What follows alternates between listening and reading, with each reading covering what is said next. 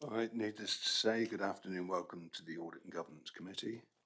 Before we start these proceedings, may I bring to your attention some housekeeping matters. There is no expected fire alarm testing today.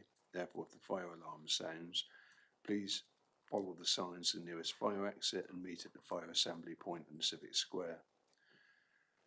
Can I please ask that you use your microphone when addressing the meeting, that it's switched off when you're not using it.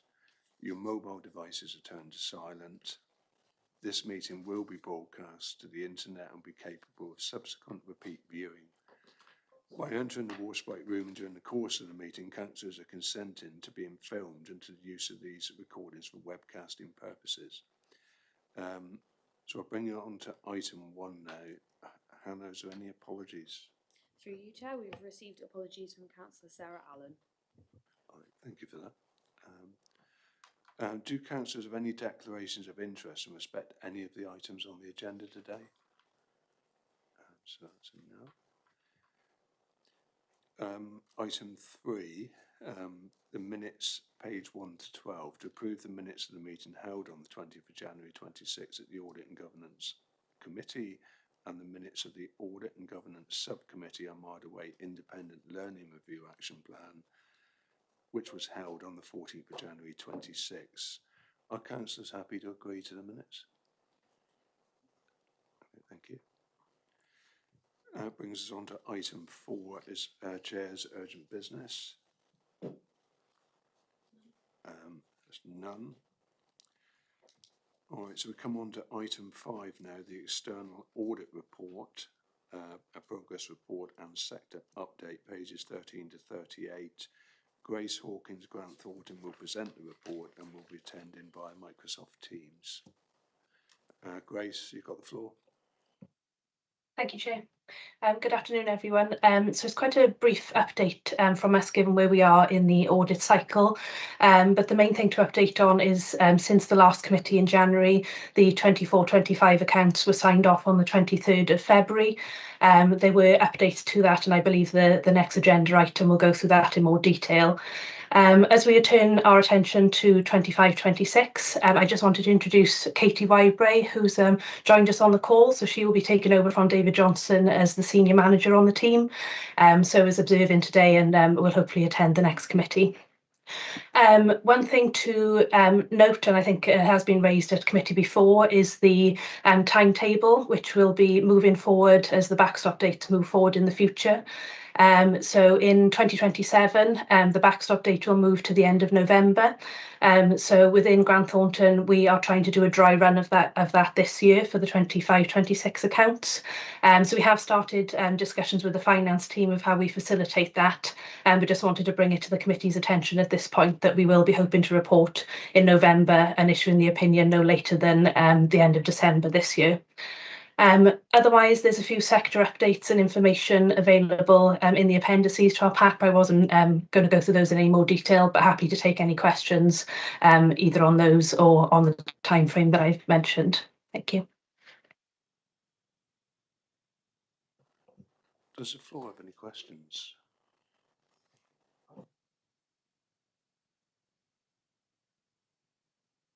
No, I was just, if I may, Jay, sort of saying thank you for the comments about the way in which you're planning to progress to the November timetable.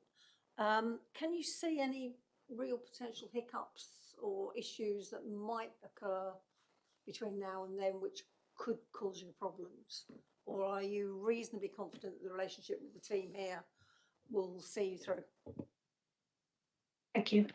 Yes, we have a really good relationship with the finance team. I think it will be a challenge given that we went quite close to the end of February this year due to a couple of issues. It obviously will be a challenge to move that back a couple of months. But from discussions that we've had so far, we're hoping to do some early testing as in both our interim, doing our planning visit, but also in the early summer as well to get some of those sample transactions out early so that we can turn those around, because they tend to be the sticking points that we we hit. And there was a specific issue, if you remember, from the January committee on capital grants, and that held us up a couple of weeks, I would say, at the end. So we'll focus on that early in the testing this year and hopefully iron that out, which will obviously bring forward the timetable as well. But we're committed to working with the finance team to make sure that we do meet that end of November.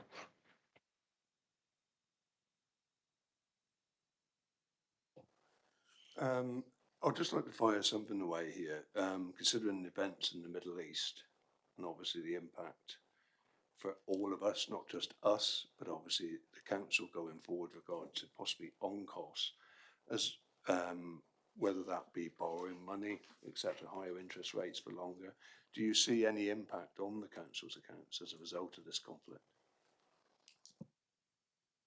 That's probably more one for officers to answer, but it is something that we obviously have in mind when we are looking at our value for money reporting especially. But I'll hand over to officers in the room if they want to say about the impact on the budget. Through you, Chair. Thank you for the question. Well, in terms of external audit, it'll come up in our value for money, I think, and how we're reacting. So I know the war's been going on for a little while now, but certainly one of the first questions we asked of our Treasury Management advisors was, what is the impact on your economic forecast, and in particular interest rates and inflation? And they came up with a very succinct note, which basically said the markets were holding okay for a minute, but it's kind of a wait and see. Now, I've seen, and everybody's seen, the price of crude oil, which went through this imaginary $100 a barrel. I think it went up to 110, and I think today it's back to about 1995. So there are, the market is developing as we go. So to give you a full answer as to what that impact might be on our budgets going forward, I'll have to come back and think about that one. But the areas that we're looking at, let's be truthful here, are obviously the interest rates, and what does it mean in particular when you look at our basket of borrowing. So the vast majority of that is locked into interest rates for a long time, so there's no impact. It will be on the short-term borrowing, but we continue to be vigilant and watch the markets very closely. So I can tell you that the first deal that we had to do, which I think off my head was about £10 million, we caught the market just right, and within sealing that deal, it then crept upwards. So we're looking and we're working with our advisors and with the banks, because everybody wants to help to keep that under control. But as I say, that's going to be the short term. The long term is locked in and dealt with. The other one's going to be the energy cost, because our budget was looking at the price cap coming in and the prices falling, what that means now. So we're going to have to do some work on that, and probably we're going to have to do a bit of work, Chair, on the range of, if it stays where it is that helpful? Because we thought it was going to come down. What happens if crude oil goes back up through the $100, and just get a range on that one. I think the more difficult one probably is what is going to be the effect on inflation and every cost that runs through the council. Already hauliers are saying, because we've got extra cost at the pumps, that's got to flow somewhere, so it's going to come through. But again, I listened to the Chancellor's statement last week. There was nothing in there that suggested that things were going to go a bit askew, but I know she's since had a very high-level meeting with her G7 colleagues, but the outcome of that I'm still trying to work way through. But there was nothing in there that made me think we've got to immediately do something. So that was that one. I think the other one is, and this comes up at full council when we're talking budgets, and it's something that we need to keep an eye on, which is our level of reserves and what kind of shock can we take. So Grant Thornton will say that our level of working balance, our sort of rainy day reserve is not high enough. I would say, well, over the last few years we've topped it up, so we do have a bit more resilience, and there are other reserves that we have available. So I'm not at this stage thinking that the budget is going to collapse because of what's happening, but I haven't got the power of the crystal ball to tell you whether the war ends next Friday or goes on for indefinitely. But obviously we're working very closely with all our advisors to keep an eye on the situation. Yeah, thank you for that, David. It's been mentioned on numerous occasions. Obviously, the last Saturday the price of diesel was 140 a litre, 139.9, and that's now risen at Sainsbury's at Marsh Mills by 16 pence a litre, so 4.5 litres to a gallon. So there is an indirect cost, which is going to have to be swallowed. And we just hope that interest rates don't rise too much. Councillor.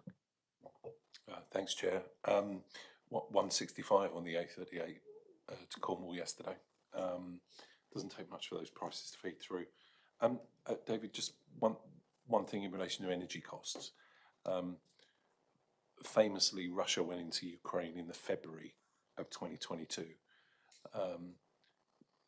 It was under Prime Minister Truss in about September of that year that the government then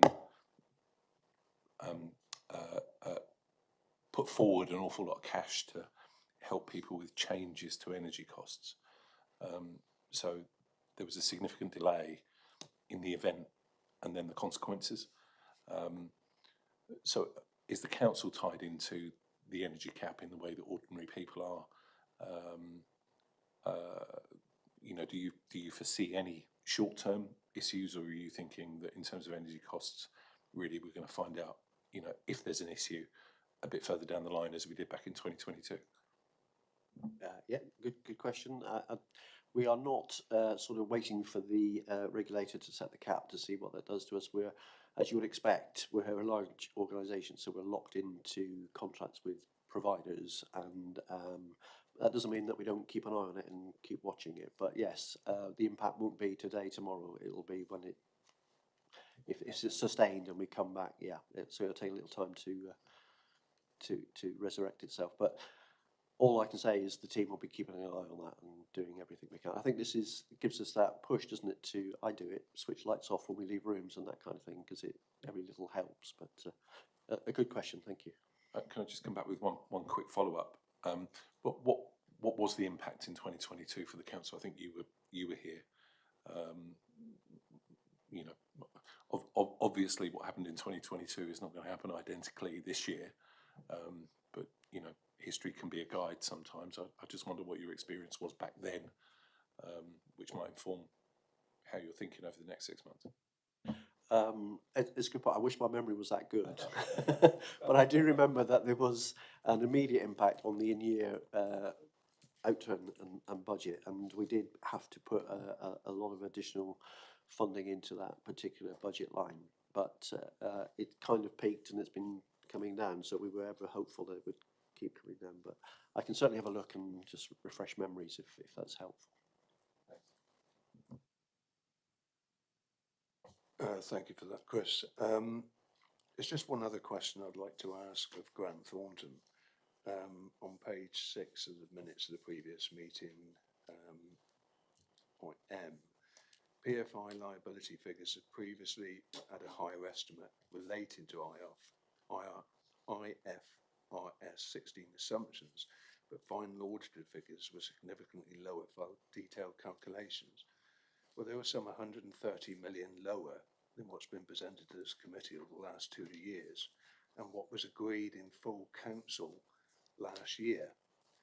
Now, obviously, that's quite a move. Have you looked at that, and what's your feeling on that?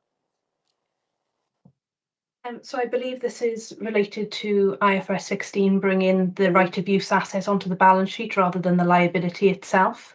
I'm not sure whether Carolyn can confirm that, but last year was the first year implementation of the new leases standard. So the PFI schemes were reviewed, and the value of the asset on the balance sheet could change as a result of that, but it doesn't change the underpinning liability that the council needs to pay on the PFIs. Through you, Chair, the change in the PFI liability was probably about a net 5.8 million, because one decreased and one increased. I think the figure you're referring to was in the Treasury Management Strategy. So we did an estimate in the Treasury Management Strategy for 25-26 to estimate the impact of IFRS 16 on the PFI liabilities and other council assets, and that that meant that we increased the financing requirement, I think possibly over and above what we actually needed to when we did the work on IFRS 16, but it was purely an estimate when it was undertaken. I can provide, or I can discuss outside of this meeting if that's helpful, or provide an update in the next meeting if that's at all helpful, but without knowing exactly which figures Councillor Finn is referring to, it's... Well, the actual figures is what's been presented to this committee, what was actually agreed at the finance, when we agreed the finance last year at full council. And it showed that PFI liabilities have gone from 115 million, if it struck me, if I'm just trying to find the paperwork, to 216 million. Now, you say it was an assumption, but actually under the accounts, it's an actual. The PFI and debt liability went from 150 to 25th of March, which is actual, in their words, to 99.153 million. Prior to that, I can just find the actual document. It was 215 million. Now that, you can't say it's, well, obviously it's one hell of an assumption for 130 million just to evaporate.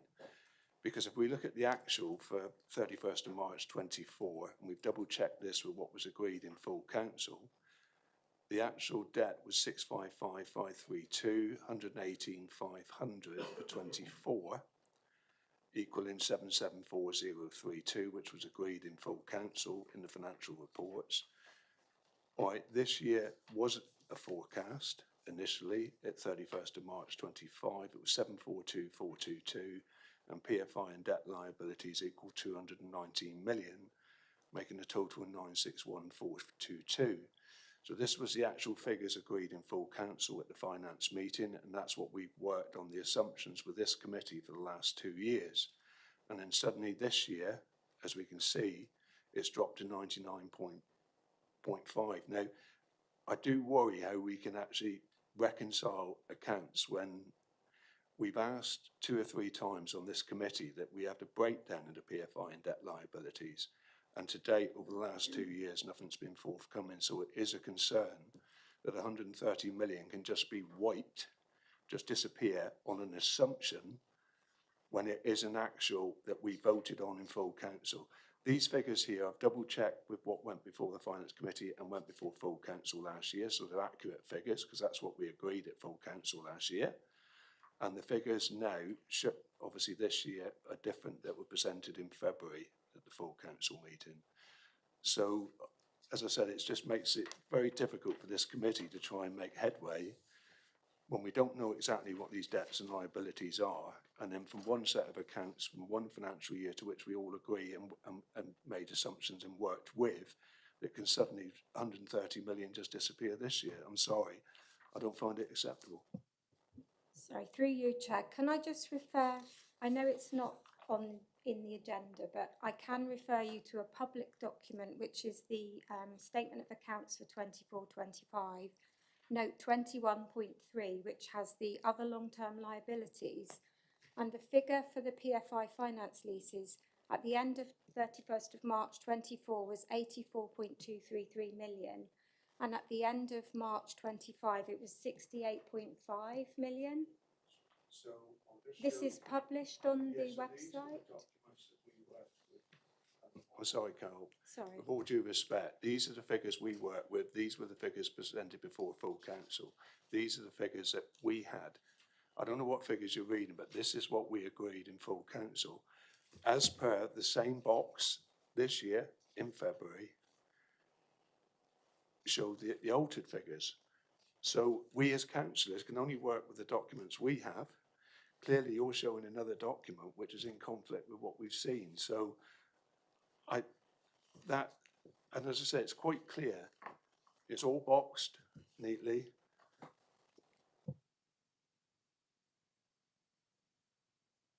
Mrs. Bennett? Thank you. I wonder, rather than putting people on the spot now, because we're trying to piece together, and my concern is that we might accidentally match apples with pears, whether you could share the actual figures and documentation outside of the meeting with the relevant officers, and then we can piece together a picture of it, and then we'll have a side of A4 with the clarity and the journey of the numbers. And I think then there'll be the clarity. I would hope that if there was something untoward, that the auditors would have picked something up like that. So I feel comfortable that that it's about understanding and piecing it together to really understand the story, because you will want to know why figures have gone up and down. But I get reassurance from the fact that the auditors are not flagging this as an issue for concern. But yes, I would like to see it on a page of A4 so that we can be really clear and then put it to bed, because we all then understand what figures are from where and how they relate to one another. So I wonder if we might request that for our next meeting, maybe? Would that be a good way forward? And then that would give you the outcome you want, because it would show how the figures have worked. Yes, I totally agree, and I think nobody's saying anything's untoward here. I think what it is we've asked over the years for a breakdown. So that's what we're going to get. And So what we're saying is, that maybe to get that breakdown now, so we see where these figures are, where they came from, yeah, and how we got from one set of figures and to I'm the next. sure it could be. So nobody's saying about on a anything sheet, being like- untoward. It's just trying to understand. It's been picked up by But various I would various be people, concerned if we couldn't explain it. I genuinely would be concerned if we couldn't explain it, because we wouldn't have our house in order. So like I say, I feel reassured that the external auditors and the internal auditors are not talking to us and saying we have a concern. What we get generally is a theme around good management and good guardianship of the public purse. But actually it would be good, like you say, to see this on a sheet of A4 and have it as an agenda item for next month or next time we meet, so that we've got it in one place. Would that be fair? Yeah, totally agree with that. So if we could have that brought before committee next time, the proper breakdown which we've asked for previously, just to outline where the figures are, where they come about, and for the committee then obviously to make their own mind up at that point, and any further questions with regard to it can be openly, and it's all about openness and transparent accountability. I was just going to say that the only figures that I know that go to full council would be the Treasury Management Strategy, whereas the accounts, which I'm quoting from, are audited documents that only come to Audit and Governance. So I think it's the relationship between what was reported within the Treasury Management Strategy, which would have gone to full council, and what I am publishing as audited accounts on the council's website. But we're more than happy to provide that explanation. Yeah, Councillor Bainson. Can I just second Mrs Benny's request? And I think it would be very, very helpful to have that and the explanation. Thank you. So through you, Chair, if I might. So yes, I mean the Treasury Management borrowing and PFI numbers come here twice a year on the strategy and performance. So that is clear. I think what we need to remember, and I'm not walking away from this, I'm just going to point out that the next meeting isn't scheduled until July, when it might be a different makeup of the meeting. So I'll make a personal commitment that I'm quite happy to, in the next 2 or 3 weeks, if you can give me that long, I'll send something around and I'll quite happily meet with anyone to talk through it in detail. That's fine. I think we just need to bear in mind that the statement of accounts, when they come out, are governed by all the different rules and regulations of how you account. So I'm a qualified accountant, and I spend hours with the team saying, just explain that to me again, why that number doesn't look like that number there, and it's got to go through all these different things. That sounds like an excuse, but it's not. It's just saying what it is. The added layer that we've had recently is this IFRS 16, where the government have decreed that we are a local authority, but we have got to be valued as if we were a company that you're going to invest in. And so there's all different kinds of procedures and rules that come in. That sounds like a bit of a smokescreen. I will make the commitment. We will get the detail for you, and we'll just clear this one off. And then if there are any residue questions, we can come back to the next committee and sort those out. I hope that's okay. Yeah, thank you very much for that commitment, David. It's just that people have asked questions, obviously outside, and they said, well, where is this discrepancy? And obviously, because we haven't got the figures, or there's a conflict in the figures, then, you know, it just needed clarifying. So I'm glad we've cleared that one up anyway. So is there any further questions for Grace and Grant Thornton in regard to any of the items on today's agenda? No. Needless to say, thank you very much, Grace, for your time this afternoon. And we'll move on to item 6, the update on the external audit actions. So I hand over to David. So first of all, an apology to the committee for a verbal update. I'm not in favour of those. From a governance point of view, you should have a written report in front of you. But obviously I've stepped back into the role and trying to pick up some loose ends. So all I wanted to say on this one is I'm working with Caroline very closely and with Grant Thornton on how best to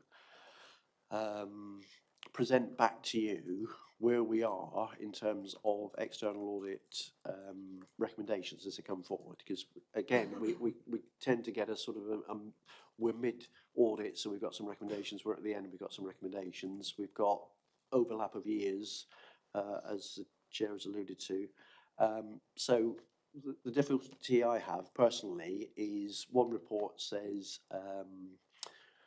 key recommendation 1, and it might be about the balance sheet evaluation, and then I get the follow-up report and it's got key recommendation 1, and it's now moved on to debtors, and trying to put that into some kind of rolling program that I can satisfy myself and then you that key recommendation 1 from that report is cleared, and this is a key recommendation 1 starting again. I'm not quite sure in my head how I get that rolling process, but I'm sure other authorities have cracked it, and I will work with the team from Grant Thornton and come back to you. So I didn't want to say too much more about that because you did have their report at the last meeting, I understand, where they did put forward their recommendations. We put our initial management responses to those. We will tidy those up, and I will come back, it sounds again, to the next committee with a full report that says this was the recommendation, this is what we've done. I think the more important thing is, instead of us just writing down and we've done this, is kind of providing some kind of evidence to show you that what we've done. So if we say we've I don't know, put controls in around who signs off journals, that we give you some evidence so you can see that. But we'll work on that. So that's all I wanted to say, Chair, just to keep this on the agenda because it's a very important subject. Obviously, we appreciate all the work the officers have done moving forward, especially regarding, obviously, the pension fiasco has been responsible for a lot of the accounts being set forward. However, the light at the end of the tunnel is that the final accounts will be finally agreed, signed off. Can you just give us sort of an idea when we're moving forward with a clean sheet on that, Dave? I think that was a question that came up when you were talking to Grant Thornton. So as a team, we're working through the recovery phase. And it's important again to say, isn't it, this isn't local to Plymouth. This is a national issue, whether we go back to COVID or where we want to go, resources and so on. So we are in this cycle now. We're starting to work our way through it. In terms of Plymouth City Council, you signed off last year 5 sets of accounts. At your last meeting, you signed off the latest set of accounts. So apart from the fact that the opinion that we're getting from the auditors is this disclaimed opinion because they're not able to go back to the opening balances because of the backlogs and the sign-off deadlines, but we have a plan and we will tighten that up. And I'm sad to say, from a personal point of view, it's not something that you fix quickly. It got out of control for all kinds of reasons, and it's going to take a good couple of years before you get back to that good old churn of, you know, we close the accounts from a outturn point of view, then we pass it on and the team close it down correctly and statement of accounts with all the different changes. In come the auditors, sign it off, we move on. It's going to take a little while, I'm afraid, but I don't know if Grant Thornton want to add anything to that, but it's not something, I don't want you to think it's Plymouth. This is a national issue, and we're working on it. Needless to say, we still look forward to a new beginning, especially with regard to that area, to be able to put that era behind, but also thank everybody obviously present for the hard work they've done in getting us to that stage. It's been a bit of a rocky path, but it's nice to be able to see the light at the end of the tunnel. And obviously we'll see how the next couple of years progress. Thank you for that, David. Is there any further questions for David in regard to that item? Okay. So we move on to item 8, the procurement strategy 2024, 2020. Oh, sorry, recommendations. Oh, number 7. Oh, fine, okay. Just make sure there's no, no recommendations for David. Item 7, sorry. Probably for stay together. Final accounts, page 39 to 50. Caroline Hayes will introduce this report. The report is to inform members of the agreed changes to the 2025 final accounts since the meeting on the 20th of January 26. Through you, Chair. At our last audit and governance meeting, there were a number of small outstanding issues that Grant Thornton was still working with us on. And one of those major issues was capital grants receipts in advance. There were some questions outstanding around our recognition of grant income and the timing of that. So we worked with Grant Thornton to review the majority of our large capital grants receipts in advance for the treatment of those grants. And we identified that some of the grants had income which should have been recognised in the financial year 24-25 and 23-24. So I've included a total, I think overall it was a net reduction in capital grants of 26 million. So we had about 34 million of capital grants which should have been recognised over those 2 years, and 8.4 which had been recognised early. So the overall adjustment to the accounts was 26 million. I've also included the section from the auditor's audit findings report, which reconciles back to the figures in my paper. And this report is really just to note that we made those adjustments to the final version of the accounts, and we did a prior period adjustment in the previous year's accounts, as I promised to report back to members, because we didn't want to delay signing off the accounts, which were signed off, as Grace pointed out, on the 23rd of February. We published them on the 24th of February with the audit opinion, and we've had a little bit of a lull where we don't have any final accounts outstanding before we start working on the final accounts for 25-26. So we're at an unusual point for a while, but I know it won't last long, and we are working in earnest with the auditors to on the 25-26 close down to ensure that we can try and get the accounts signed off by the end of November. But I'm happy to take questions, but this report is really just to note the changes that were put through the accounts prior to publication. Any questions from the floor? No. Thank you very much for that, Carla.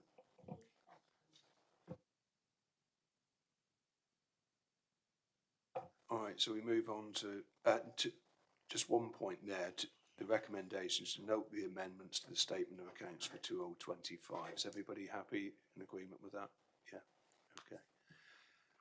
All right, so item 8, procurement strategy 2024-26 is year 2 progress report, pages 51 to 88. Holly Golden, head of procurement, will present this report. The purpose of the report. Oh, she's on the. I believe so. Apparently, we're coming on the screen. Sorry. Oh no, I beg your pardon. All right. She's not on the screen. No. She's here in person. She's not an apparition. So we'll just let Holly settle in for a minute before we come back to it.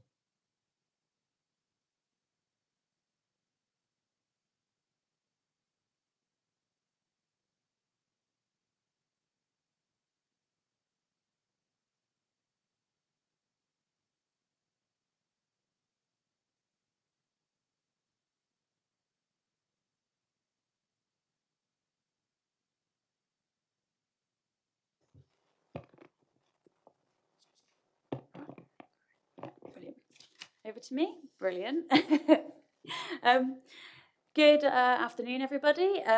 Thank you for inviting me here today. I'm pleased to present the Year 2 progress update for our procurement strategy, the report for which provides assurance on our delivery of the commitments within that strategy, as well as demonstrating how procurement continues to support the Council's priorities.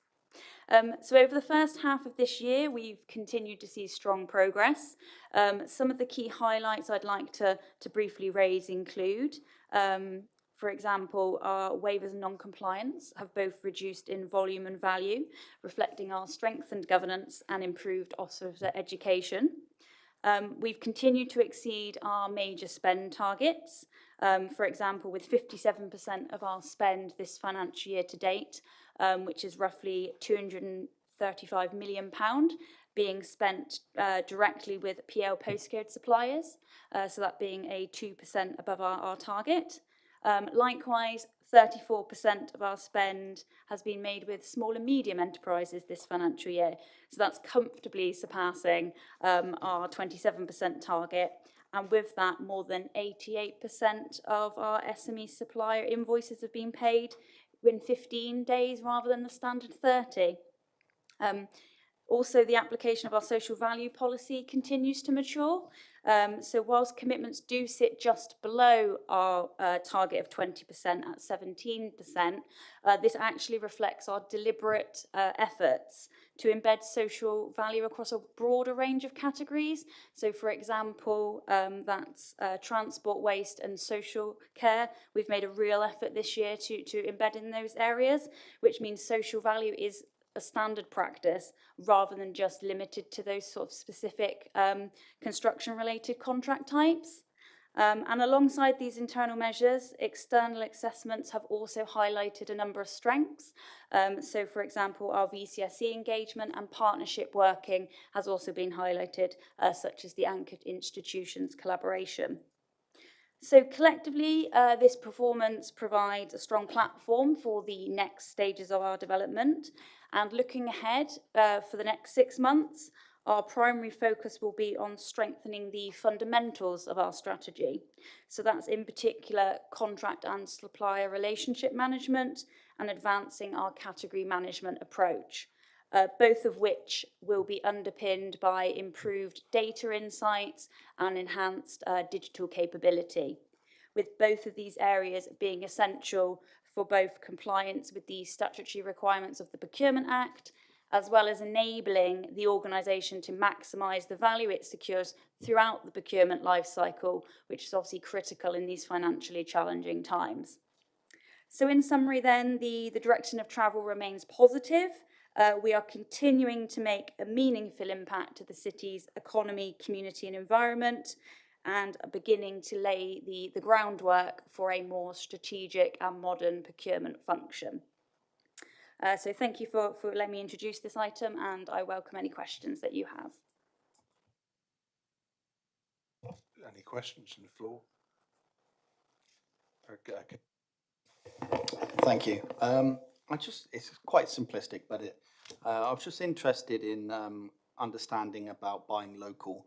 And do we have a kind of geographical kind of explanation, like a datum? Do we just, because buy local to me means Plymouth, but does buy local, does it go Plymouth, Devon, Southwest, or do we kind of try to buy local and then just kind of source overseas or anything along those lines?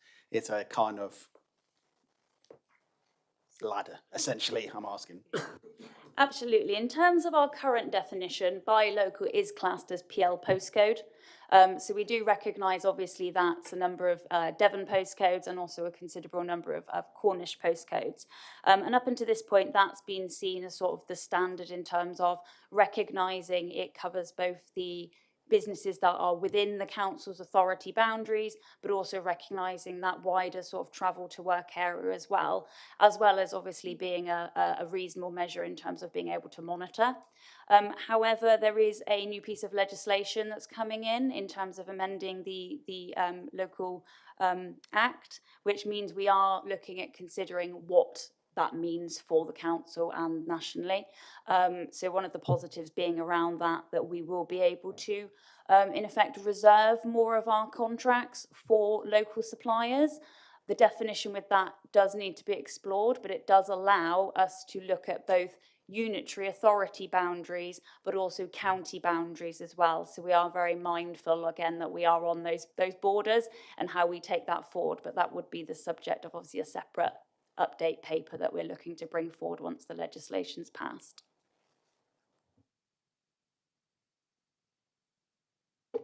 Thank you, Chair. Can I ask you to talk us through some examples of life cycle costs and how the way that we encourage people to look at life cycle costs through a contract actually saves us money potentially. You know, what are the benefits? It's one of those things people talk about a lot, but it's sometimes helpful to have some examples and to explain it. Yeah, absolutely. So what we've tried to do in recent years is really get the organisation to think in terms of from sort of cradle to grave in terms of what a contract looks like. So procurement, I think, sometimes have a very narrow view that it's just sourcing a supplier and putting that contract in place, whereas actually the procurement life cycle starts from just the initial thought about a project. So at that very beginning, we would actually be expecting, and it is built into contract standing orders, you know, that make, do or buy decision. Is it something that we should deliver ourselves? Should we commission it? Should we outsource it? Those are the very first and fundamental questions that should be explored when determining whether we should be going out for a contract or not. So straight away there is that cost benefit analysis that's built into that section in terms of how we do that. Sort of the next major section then would be in terms of if there's a business case to say that we do need to go out and procure, then the next conversation is, well, what should that contract look like? So in terms of those cost savings, then we would say there's market engagement is really, really key. So understanding what the market can offer, how the market works, understanding that and using that intelligence then to set a contract that is fit for purpose, but also then is in the council's interest. So things like contract term, payment terms, all of those types of information to make sure that the contract delivers that value for money. Obviously part of that is that procurement process. So what procedure are we going to follow? So obviously there are some sort of pre-made sort of processes called frameworks where there has already been an element of national competition. So again, we can consider what rates we might get through those types of routes versus running our own competition, how many suppliers are going to be involved, again, driving that level of competition.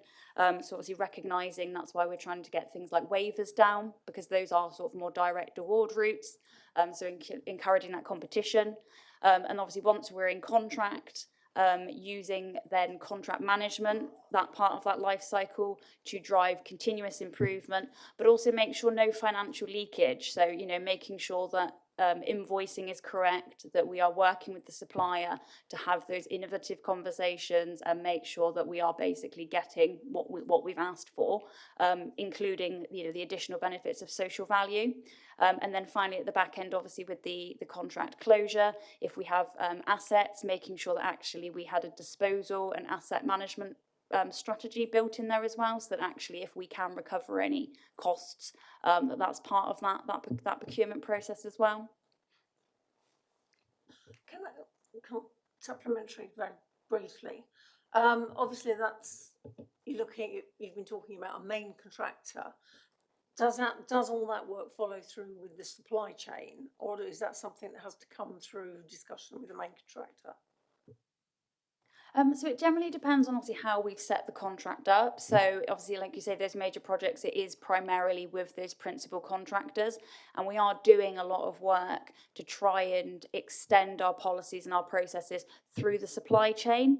A positive thing about the Procurement Act is actually it's built in a lot of implied terms now that mean things like principal contractors have to pay their SMEs and their supply chain within a certain amount of time. So there is a lot of work that both nationally and locally we are trying to do to make sure that the positive practice is pulled down through the supply chains. Can I just say, so, I mean, obviously this is being driven by legislation, which is always the way, isn't it? But I'd just like to thank Holly in particular, because she's kind of really rolled her sleeves up and got stuck into this. And when we talk about life cycles and contracts and all that kind of thing, it's really useful to have Holly's procurement input when we're doing things like the big capital projects, where Holly is very insistent that she gets to sign those off, because we do make some schoolboy errors sometimes, and it's very important that we've got the right people. But I just wanted to put that on record. Thank you. Kevin? Yeah, thank you. I was very interested when you kind of talk about competition, and essentially one of the kind of concerns I have is when we're looking at procurement is we have certain contractors and they could be very good, but how do we stop kind of monopolization of a certain contractor, and therefore kind of can kind of create an unfair precedent on competition, where we end up using the same people all the time, and therefore not, because this affects kind of small, medium enterprises even more. Is there any times that we focus more on ensuring that there is new organisations coming in, which is very difficult to try and say that you will favour a new organisation where it could be slightly costly, but to maybe kind of offset some of that monopolisation of us having always the same people doing the same job? Absolutely. Well, fundamentally, you know, the principles of procurement in terms of fairness, transparency, openness, good use of taxpayers' money, procurement are there to encourage open market competition. So actually, it is one of our key priorities is that where we do see suppliers being used time and time again, and that might be through direct awards, but it might also be that they've genuinely won those competitions, but there is still an element there of actually, you know, we do have those wider markets, particularly locally, and that has certainly been one of the drivers that we're trying to tackle at the moment. So, for example, in our bi-local procedural note, which is linked to a contract standing orders, we really clearly say that actually we need to be looking at new suppliers. We brought in the Find It in Plymouth portal exactly for that reason, because sometimes it was either, one of the reasons was that the departments just didn't know alternative suppliers. You know, it was just the fact that they had their supplier and they didn't know the wider market. So what we've really done is, you know, set that portal up so that actually they can use that as a new reference point for new suppliers. But also just touching upon that new change to the legislation that I talked about, that's going to be really positive for us, because up till now, we either had to invite our local suppliers, but if you advertised it, it had to be advertised nationally. And so part of the conversation was people wanting to use the suppliers they knew because they were worried about it going nationally, which is obviously understandable. However, the new legislation is going to allow us to advertise it, but still keep it local. So but I see that as going to be a really positive fundamental change, what we can encourage a wider supply selection base, but equally still reserve it for our local suppliers. So I think that's going to be fantastic when it comes in. And just before Mrs. Benny, can I just ask you to clarify for anybody watching this today, what would be the route to which they could actually come into the council, procurement procedure, how they would do that? Yeah, absolutely. So the main procurement portal through which we do business is called Supplying the Southwest. So that is a portal that's free to register on. People can sign up for the relevant categories of what they're interested in, and then any advertisements that we put out, they will get a notification.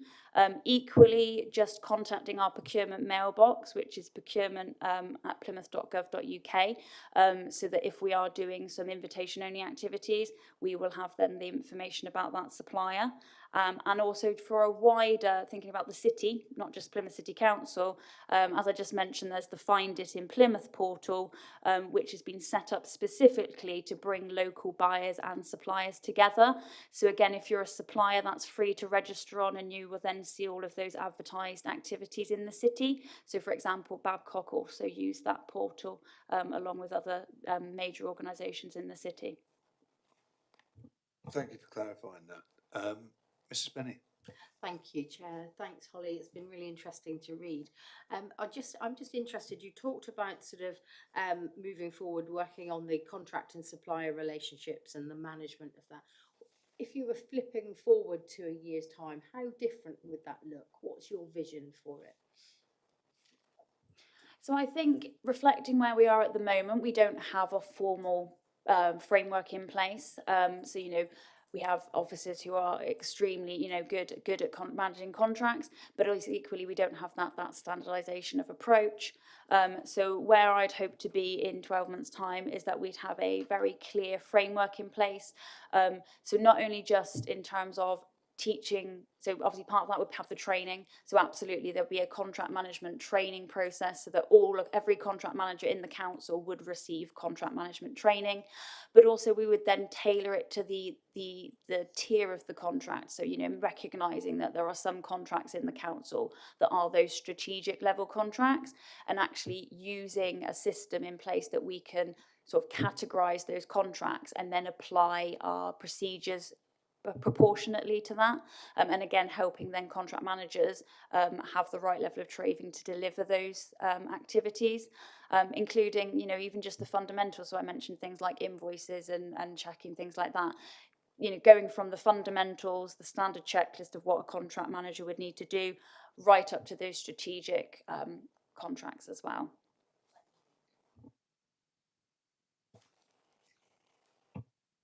Mr. Spotson.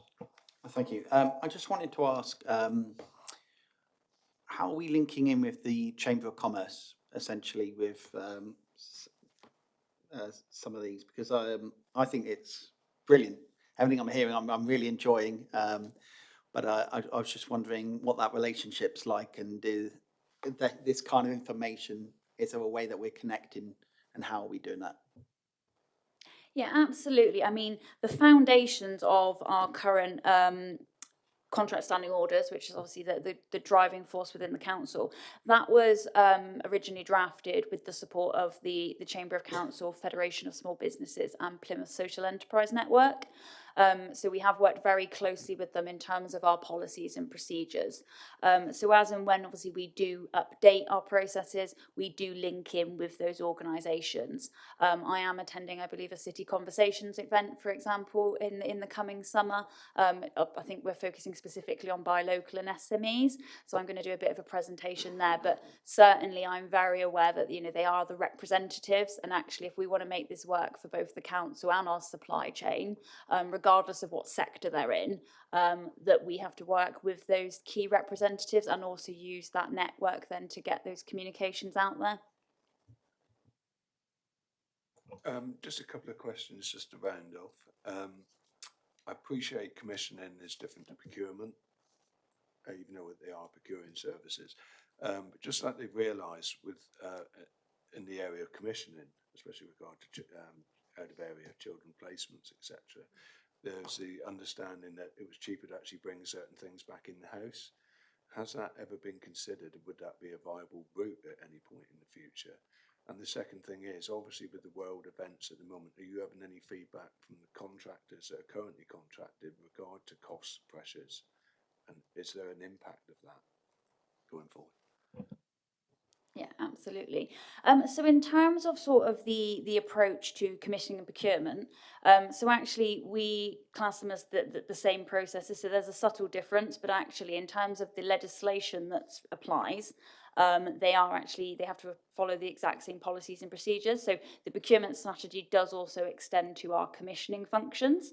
In terms of bringing sort of services back in-house, that goes back to the sort of what I said at the beginning of contract standing orders, is we would expect before a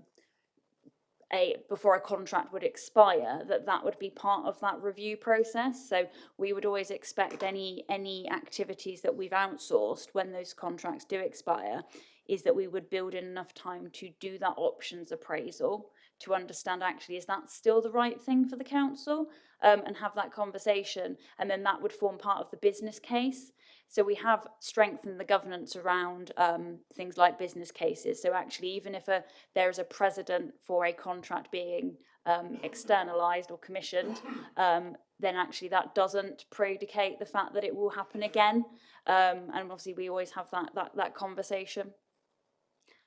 And then, sorry, the second question was just regarding current world events, really. Oh, Is it yeah. in the impact on the Yeah. contract, is the cost pressures, are they coming back with regard to these cost pressures?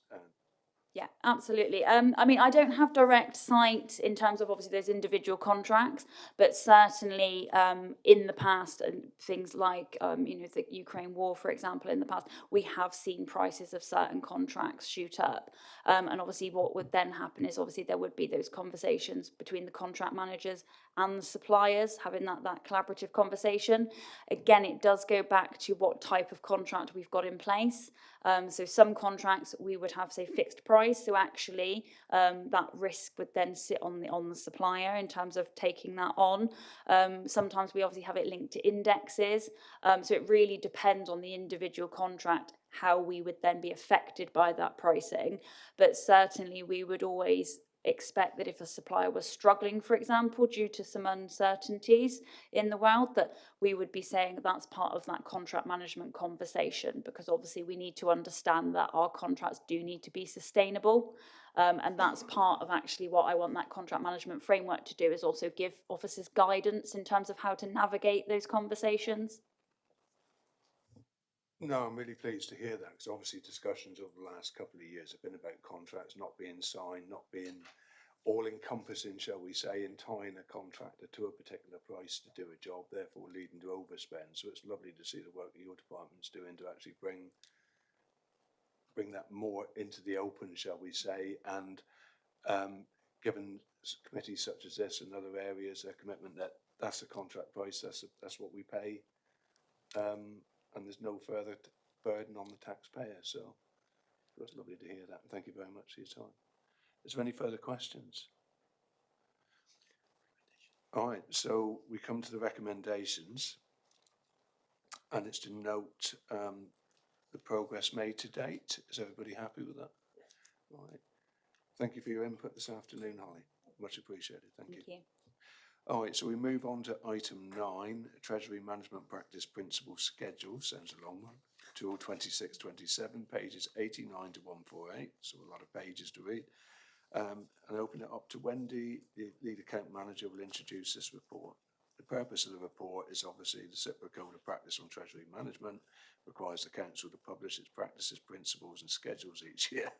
The Treasury Management Practice Principles and Schedules are in place to ensure the Council's Treasury Management policy is adhered to, and it is working basically to meet the needs of the approved strategy. I'll leave it with you.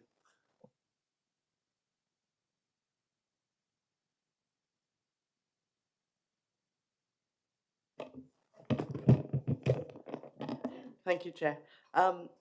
Yes, I'm presenting the CIPRA Code of Practice on Treasury Management.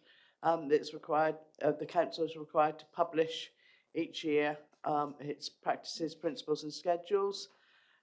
This is to ensure that the Treasury Management policy is adhered to and that working practices and controls are in place to meet the approved Treasury Management strategy that was published as part of the budget setting report. The report sets out these and requires audit and governance approval. There are no alternative options. For effective Treasury management, the Treasury Management policy statement states policies, objectives and approach to risk management of its Treasury management activities and functions. Suitable Treasury management practices, referred to as TMP, which set out the way the authority will seek to achieve these policies and objectives and how it will manage and control these activities. There's also investment management practices, referred to as IMPs, for the investment, but that's not for Treasury. That are not for Treasury management purposes. The index on page 94 refers to the an index on the various Treasury management practices, including Treasury management practice number and page. There are 13 Treasury management practices individually detailed, which makes this quite a bulky report. but it's to ensure there's robust due diligence procedures to cover all external investment by reviewing credit and counterparty risk. Actions also include, this actually includes reviewing our monthly counterparty risk report issued by Arlene Close, the Council's Treasury Management Advisors, that is there to protect the Council on its investment limits. Cash flow and cash balances receive considerable and effective forecasting and monitoring throughout the year to determine the maximum period cash can be invested and borrowing, what the borrowing requirements are. The authority's primary objective when borrowing money is to strike that appropriate balance between low risk, securing a low interest, and fixing borrowing to obtain some certainty cost. And we have progressed more from doing annual PWLB borrowing to 3 and 5 year equal instalment payment PWLB borrowing, which is a little bit like a normal repayment mortgage where you will pay an element off each 6 months. We need to have the flexibility to renegotiate loans or to reschedule debt should the Council's long-term plan change as a secondary objective. Aware of, like I say, the liability benchmark where things going in the distance has potentially could change, so we need to have that flexibility. We endeavour to hold a working balance of 20 million to protect the Council against cash flow risk, and avoid being able to manage our cash flow so we can avoid times where interest rates are excessively high. Each day, surplus monies are transferred to the money market funds, which throughout the year has attracted roughly 3.8% interest return. The Council has an authorised overdraft limit with its bankers Barclays at 100,000, which again we maximise that as part of our morning figure reconciliation. Interest rate risk underpins the Council's decision making on borrowing. Until the Middle East conflict, projections were based on the Bank of England rate reducing throughout 2026. This is now being monitored actively by our Treasury Management Advisors, Arlene Close, and we're getting regular updates through the brokers responsible for securing short-term loans with other local authorities, and it has been quite a significant swing over the last few weeks. So as soon as we were made aware of the conflict, we took out 10 million PWLB borrowing ahead of when we actually needed it. It was only about 10 days ahead, but we secured that at 4.37%. And if we'd waited to today, when it's closer to when we would have needed it, we would have been paying 4.68%. So it's some sizable numbers. That's over 5 years, but it does build up quite an impact on revenue. The Council will continue to track rates through PWLB and other local authority borrowing, and use cash flow wherever possible to limit borrowing during unsettled times. So at the moment, with sort of fingers crossed, we're hoping we've done all the borrowing we need to up to the 31st of March. It's only then in April we have some of our short-term borrowing requiring refinancing, but part of that is also covered off by the interest rate swap, so the impact is hopefully limited. But obviously it's the duration of this conflict that's going to have the most serious impact, and how when we present our next outturn report to you we'll have a better idea of which direction that has gone. The authority aims to be a responsible investor and will consider environmental, social and governance issues when investing, and we consider the counterparty's policy regarding ESG information. As I said, at times of high interest, which we're now experiencing again, we have alleviated 75 million of our short-term borrowing through the rate swap arrangement, and we also, with PWLB borrowing, we submit a annual projection on our borrowing to HMCLG to secure a certainty rate, which is 20 basis points off the rate that's offered. So we try and secure the lowest rate we can for achieving that. Page 143 of the report sets out the training and qualification officers responsible for treasury management received through the year, and on page 148 sets out our organisation structure, which we've sort of tried to widen to ensure there is adequate support and cover for the treasury management function Monday to Friday, excluding bank holidays, as you appreciate the nature of the importance of having a daily track of monies. Are there any questions on this report, please? Any questions on the floor? I've only got one question in regard to what you said about the refinancing in March 26. How much are we looking at having to refinance in March 26? I think we will have throughout sort of 26, 27, we'll have an element of PWLB. I haven't got the number exactly here, so I'll provide that outside the meeting. But we have got refinancing through PWLB, and we've also got 18 million of other local authority, other long-term borrowing through Barclays Bank, which we will be looking to see if there's any opportunity to refinance. It's borrowing that takes us up to 2070, so it's a long way in and we might have opportunities through our treasury management advisors to secure better rates. So is it reasonable to say it will be quite a substantial amount of It will money? be, yes. It needs refinancing Yes. to go Yeah. down the road. Okay, Yeah. thank you for that. Mrs. Benny? Thank you. Hello, Wendy. Thank you. It was just a question around. Are you doing anything different to last year?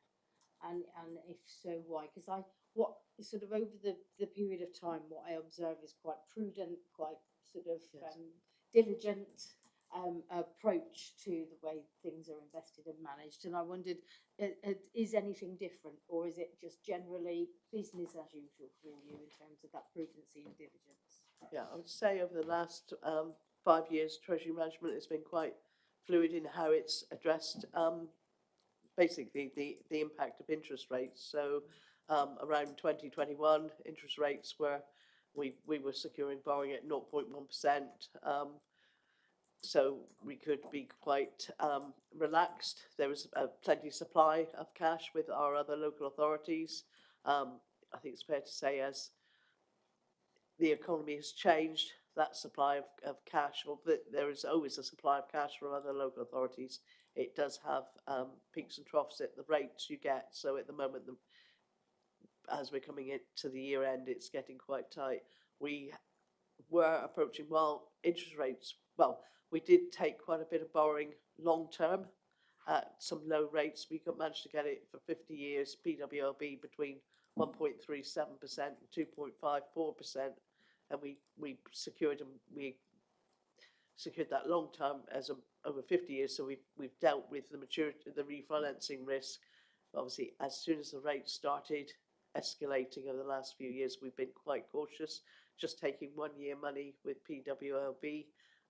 So it allows us to react when interest rates, and obviously we were sort of not sitting back comfortably, but we were looking at hopefully Bank of England rates going down, and we were going to be able to maximise lowering PWLB rates. As I mentioned, we got 4.37 a few weeks ago, and our treasury management strategy had a target of 4.5. So we were doing better ahead of the events that ultimately have shook the world a bit. Yeah, thank you, Wendy. I think it's reasonable to say that the 1% was always an artificial environment historically. That I suppose between sort of 2.5%, 4% will be the new norm going forward. It's nice to see you got your finger on the pulse and reacting to events as they're happening as well. That certainly gives the committee more confidence in that. Obviously, if you're delaying things strategically, it can cost a lot of money and movements in a day, a week, you know, as opposed to a month. So keep up the good work, and to say thank you very much for your report today. It's much appreciated. Need to say the recommendations are to approve the Treasury Management Practices, Principles and Schedules 2026-27. Are we still technically call it? Yeah, we're okay. 4. Yeah, that's all right. I would have told you otherwise. I do worry. That's right. As long as it's 4 in the room, we're okay. Fine. Is everybody happy with the recommendations? Yeah, so that's carried. Thank you, Wendy. Item number 10, Internal Audit Strategy 2026-27, pages 149 to 160. Louise Clapton, Devon Audit Partnership will introduce this report. So I hand over to you, Louise. Thank you. Thank you, Chair. And thank you everyone for having me on today. The Internal Audit Charter for 2026 is included on page 149 of your report pack. This document is a cornerstone of good governance. It formally sets out the purpose, authority, mandate, independence and responsibilities of the Council's internal audit function delivered through the Devon Assurance Partnership. As members will be aware, the Global Internal Audit Standards became mandatory for all UK public bodies from the 1st of April 2025. Under these standards and the supporting SIPA Public Sector Application Note, every organisation must have an up-to-date, formally approved internal audit charter. The charter defines what internal audit is here to do, the authority it has to do it, how independence is secured, and how internal audit supports you as those charged with governance. Under the Accounts and Audit Regulations 2015, the Council must maintain an effective internal audit function. Approval of the Charter each year is part of demonstrating that compliance. The Charter restates internal audit's fundamental purpose to enhance, protect organisational value through objective assurance, advice and insight. It also highlights internal audit's role in supporting transparent governance, improved risk culture, ethical practice, efficient and effective operation and stewardship of public funds. This year's version reflects full alignment with the Global Internal Audit Standards, including the mandatory principles of independence, ethics and professionalism, expectations of the Chief Audit Executive, the strengthened role of Audit Committee, the requirement to assess and report conformance, and the inclusion of topical requirements where relevant, such as cyber security and supply chain risk. The Charter also reflects the 2025 SIPA Code of Governance for Internal Audit and the UK Public Sector Application Note, which interprets the standards for local government. The Charter makes clear the legal basis for internal audit's powers. Under the Accounts and Audit Regulations, internal audit has unrestricted access to all records, all systems and data, all premises, and any officers or members necessary to undertake its work. This provides the foundation for independent and robust assurance, and it also confirms the statutory link to the Section 151 officer whose responsibilities for proper financial administration includes an effective internal audit service. A core part of the Charter is the safeguarding of independence.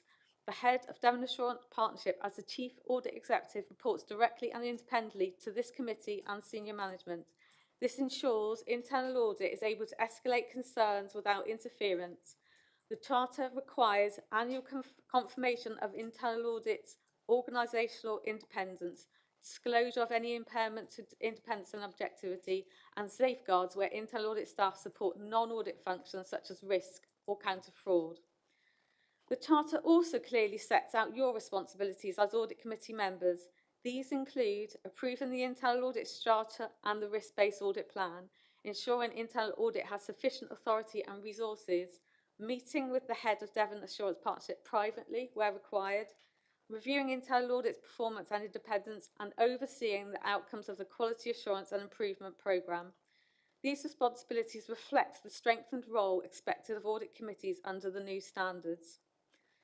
The Charter sets out also the detailed responsibilities of the head of Devon Assurance Partnership, and the Charter confirms the scope of Internal Audit Act covers the entirety of the Council's activities from governance, finance and ICT through to service operations, transformation, safeguarding and commission services.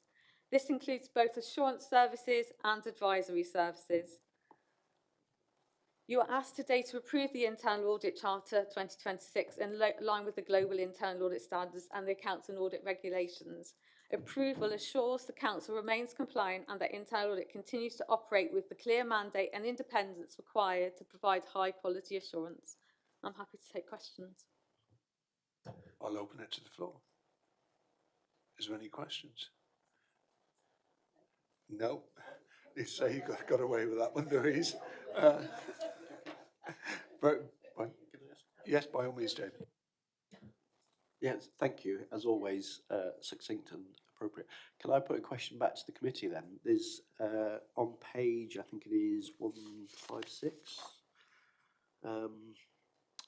requirements of audit committee and audit committee members. I just wonder, are you satisfied yourselves that you are fulfilling that function, or is there anything that you would require from us to make that happen?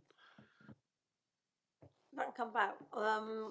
There was an interesting meeting I had on talking with Devon Assurance of the self-assessment we took part in regarding this committee. I think that there were largely positive responses from the committee to the sort of questions posed by that particular page. That's been done very recently. So. Thank you. It's keep up the good work. Louise, thank you very much for that. So on this part, because obviously Louise will be coming into part 11, it's recommended that the Audit and Governance Committee approves the internal charter. So is there any objections to approval? Questions? No. That's been carried. Thank you very much for that, Louise. Louise will now carry on.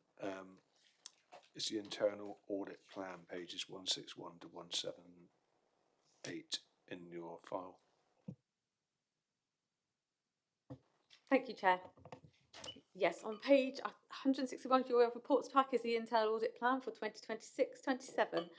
The plan has been developed in accordance with the Global Internal Audit Standards, which require a risk-based and dynamic approach to planning, ensuring a sufficient assurance to support the annual opinion on governance, risk management and internal control.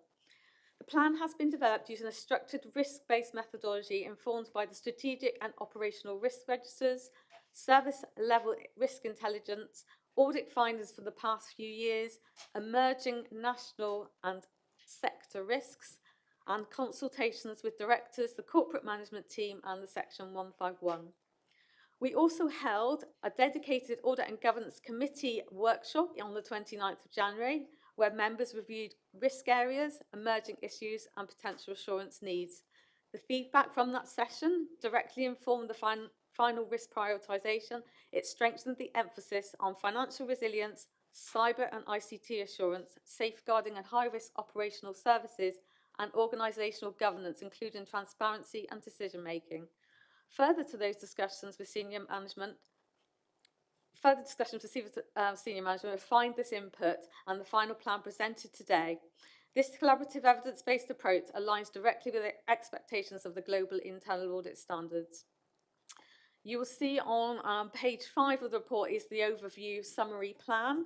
And just before that, on page 4, you will see our audit coverage chart. Those charts show the coverage of directorate and corporate strategic themes, demonstrating a balanced spread across assurance areas, adults, children's, corporate, ICT, cyber, growth and core cost-cutting areas. The second chart on page 4 also links in our audit coverage across the high and medium strategic risk of the authority. This confirms that the internal audit coverage aligns to the Council's key risk profile, with many audits cross-cutting multiple risks, particularly around financial sustainability, ICT, cyber resilience and safeguarding. I just wanted to sort of draw your attention again to sort of the over high-level summary plan on page 5. This sets out the proposed areas of audit work for the 2026-27 financial year. You will see that on that page, the audits are separated across directorates, adults, children's, growth, public health, ICT, cyber and core financial systems. Underneath you have see the core assurance of the financial systems team, including ICT and grants. In accordance with the Global Internal Audit Standards, the plan will be subject to continuous review. It will be formally reviewed quarterly with changes brought back to this committee where significant.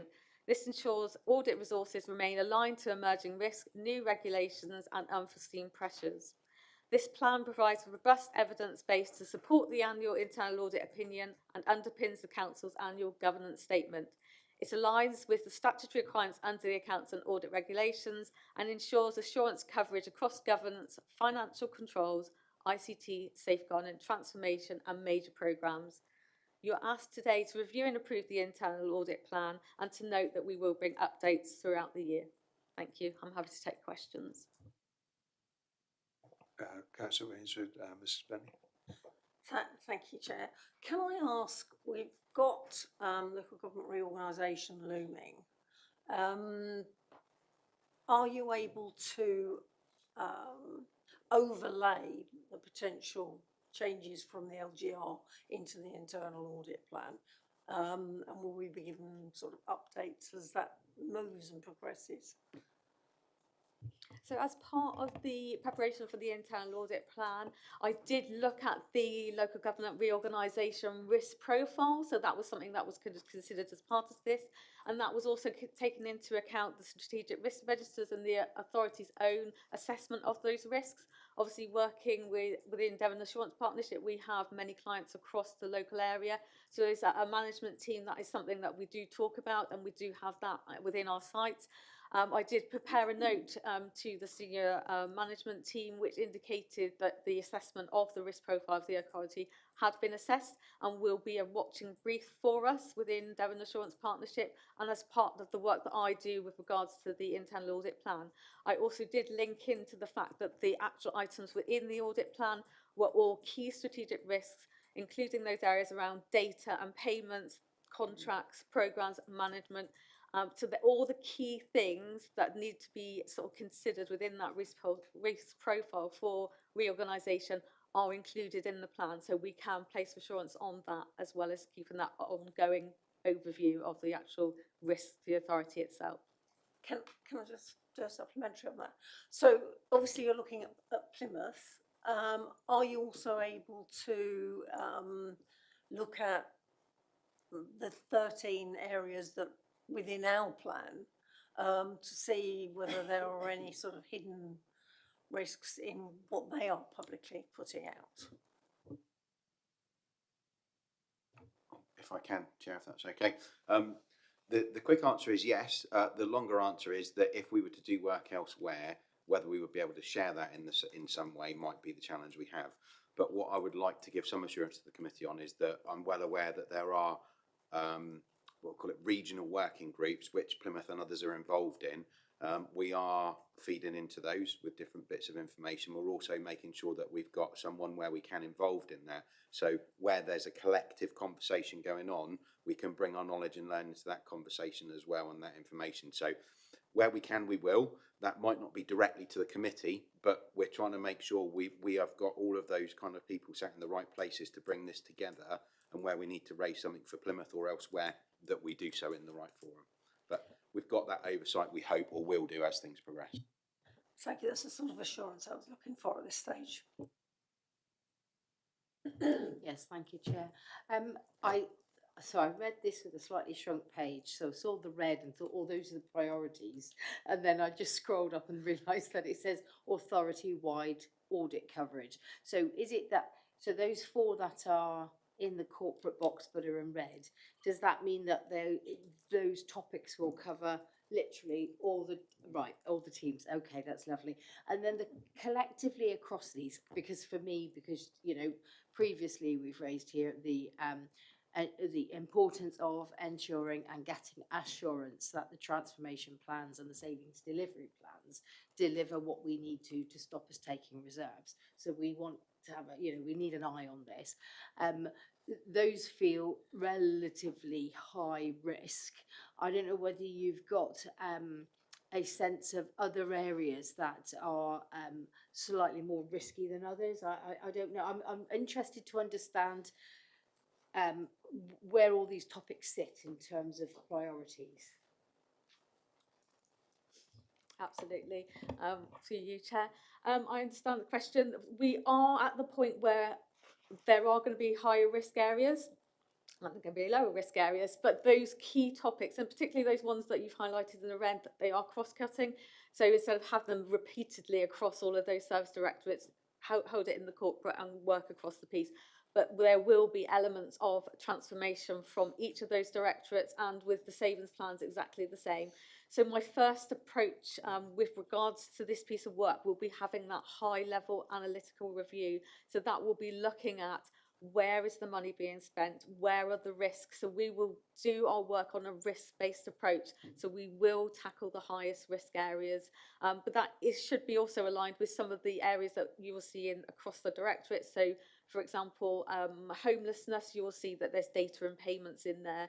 Children have got data and payments in that, as has adult social care.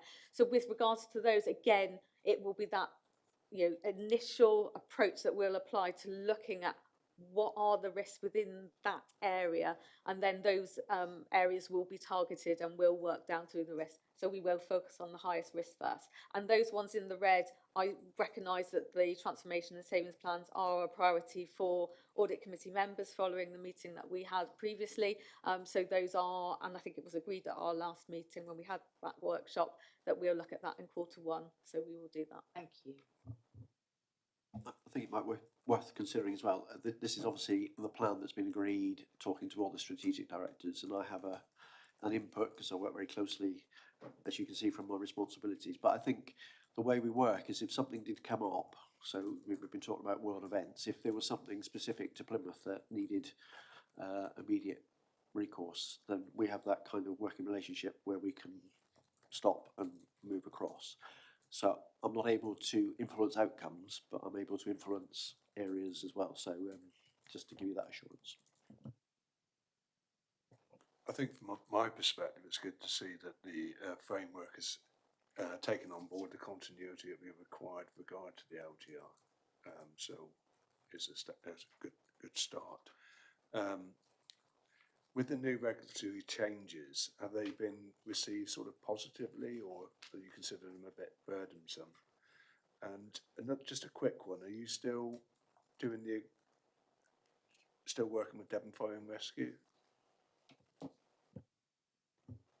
Yeah. So with the global internal audit standards, if that was the question there. Do I find them? But no is the answer to the question in that, but only because actually we were really strong in our compliance initially. I think had we not been, they would be. The burden in reality is probably one that wouldn't be seen in this room, is that I have to carry out a self-assessment every year, and we have to be externally assessed on a rolling basis for those. So that self-assessment is huge. And actually to evidence that and do that, there is an aspect of that. But actually once we've gone through that process once or twice, it becomes more straightforward. But those standards are actually really strong now. And I think the comparative view of those DAP partners, if you like, generally, again, conformance is a strong thing across that. And what was the second part of the question, sorry? Fire and rescue, yes. Yeah, there you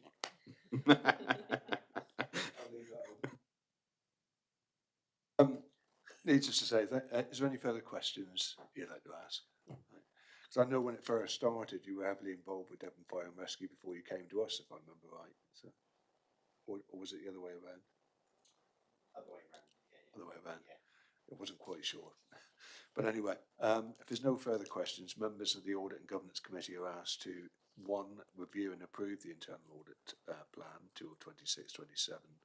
Note that the plan will be continuously reviewed, updated during the year to reflect emerging risks, which is great. Organisational priorities and changes in the operating environment, with material changes reported back to the committee.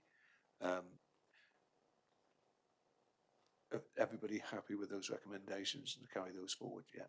So unanimously they're carried forward, and thank you very much for that.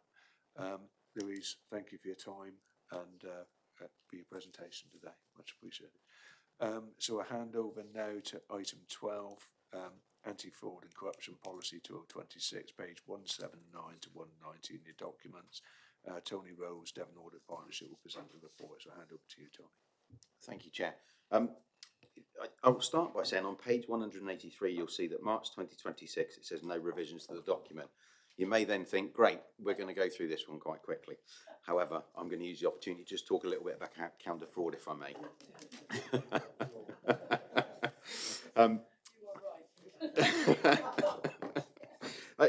In summary, and for the no changes, for confidence for the committee, in essence, there was a bit more of a change last year because we had a new legal act come in. So actually that underpinned what we needed to do. There might well be further changes, but in essence, it's a strong policy where it sits. So for comfort for yourselves, that should be fine.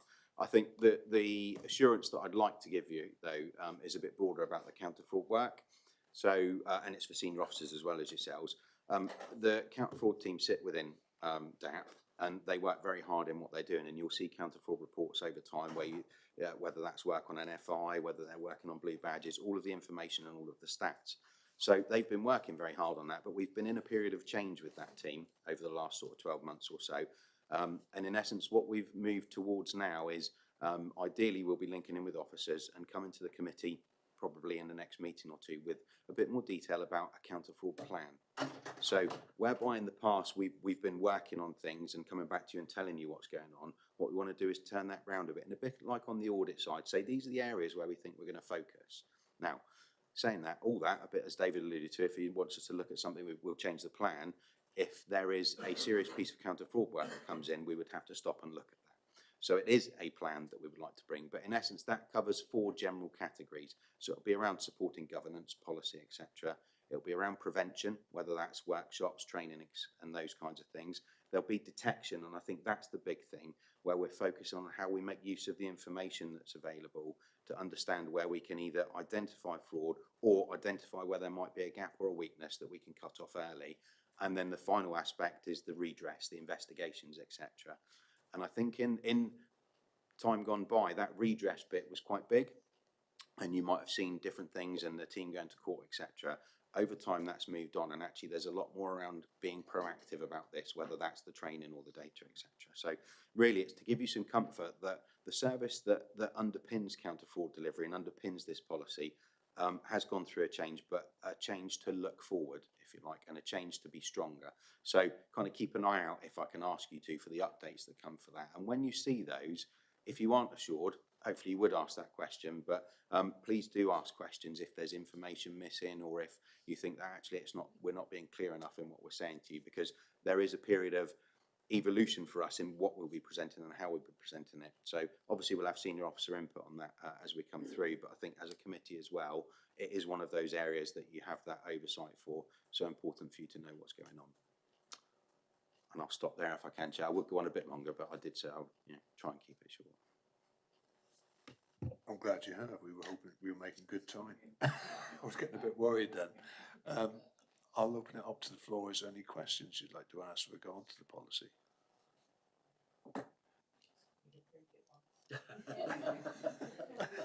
Okay, so thank you for the presentation again, Tony.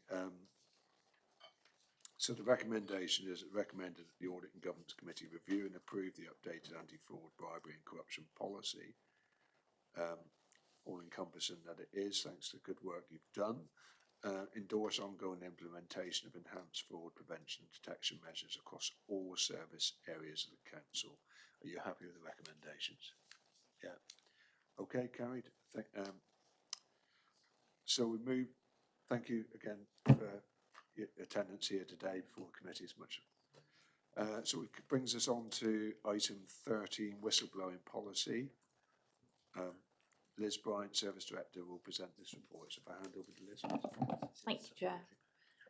Unlike the previous item, hopefully this will be nice and quick because there's no changes to the policy.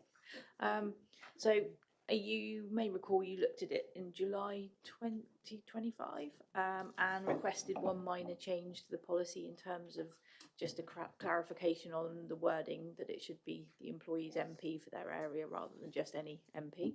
So that changes before you.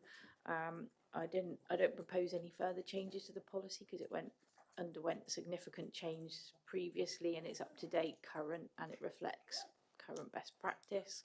I think the only outstanding item was Councillor Sprotson raised last time, how contractors could be made aware of the fact that the policy applies to them. So I have checked, and our standard contract documentation includes a clause with regard to our whistleblowing policy that it applies to contractors, and that the management of the contract should involve making staff aware of our whistleblowing policy. It's also available publicly on our website, so should a contractor need to find it, they can do so in that way as well. And then just part of general contract management, that should happen. And then directly employed contractors who are employed by us directly, that should be part of their onboarding process through the HR. So unless you have any further questions, I don't propose to give you any other detail. Kevin? I can only apologise, Liz, for keep on annoying you. I was being a bit sad. I was kind of looking at the Public Interest Disclosure Act of 1998. And it's kind of come under quite a lot of criticism for being quite dated and not very effective. Now, I'm not asking you to change law here, but when it actually comes to success rates for the justice for these people who are whistleblowing, it's under a 3% success rate. And so I'm wondering if that's kind of a deterrent for a lot of people. I mean, they're probably not looking into this depth, but I was just wondering how we go about reassuring whistleblowers that they are just more protected. We're on the wrong section, aren't we? Aren't we doing electoral? No, that's the next one. Sorry, carry on. No, it's all right. Sorry. It's been known before, so I have read the wrong papers before. I'm with it.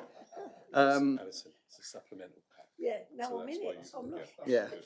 So yeah, just effectively, I was just asking if there is because there's not a lot of confidence in that in the kind of law world. Is there kind of examples that we look at to try and further protect our staff and those that are kind of whistleblowing? I know that's very in depth, and I'm sorry. I'm not sure I can give you a particularly good answer. I mean, I think the policy goes way, it really is in depth in terms of how it can protect, and then obviously it's just how it's implemented through HR processes and making sure staff feel reassured through those processes and through their line management that they can use this policy and be protected. I know the legislation is out of date, but in theory, it should protect staff who want to raise their concerns. And it's just about the culture of the organisation then in terms of implementing that. So, if you want us to kind of explore further with the HR team how we make sure staff can feel further reassured, I'm happy to take that away and discuss with the relevant service director. Yeah, it was only because it's I don't think from what I've read, and I don't think it's exactly the best act going, and I don't think it gives complete reassurance, especially with such a low success rate in trials. So I was just wondering if that was ever kind of looked at, and yeah, what you've said kind of carries a lot of weight in making sure that everyone's protected. So no, I appreciate that. Thank you.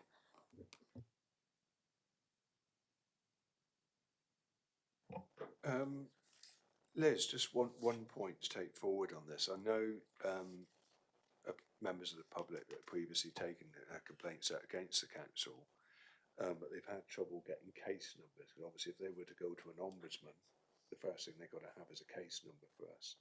So is that what we do now?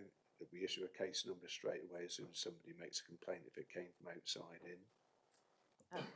That's a slightly separate issue. The whistleblowing policy just protects staff for complaints internally. Council sort of complaints and casework is a separate issue. I'm not sure on the current position on how that's managed. It's not something that's within my direct control, but I mean I can find out that information for you.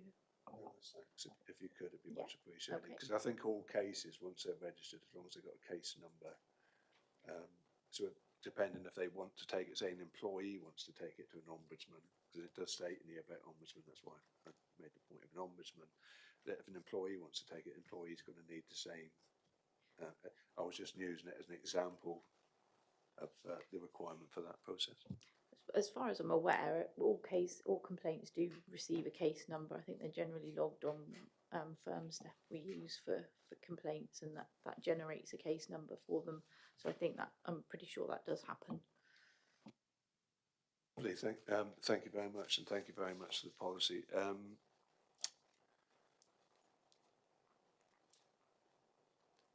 So the recommendations to the committee is to approve the current version of the whistleblowing policy. Is everybody happy with that? Yeah. Okay. So that's carried. Thank you. Moving on to item 14 now, pre-election guidance, page 192 to 202. I hand over to Liz again to present that report, please. Thank you. This is maybe slightly more complicated than the last one. So as you may recall, I think some of you sat on the Armada Way subcommittee. One of the recommendations was that the pre-election guidance was reviewed to ensure that it kind of reflects the legislation and the government's guidance on how we approach this. And I know the Audit and Governance Committee had wanted this to come back previously.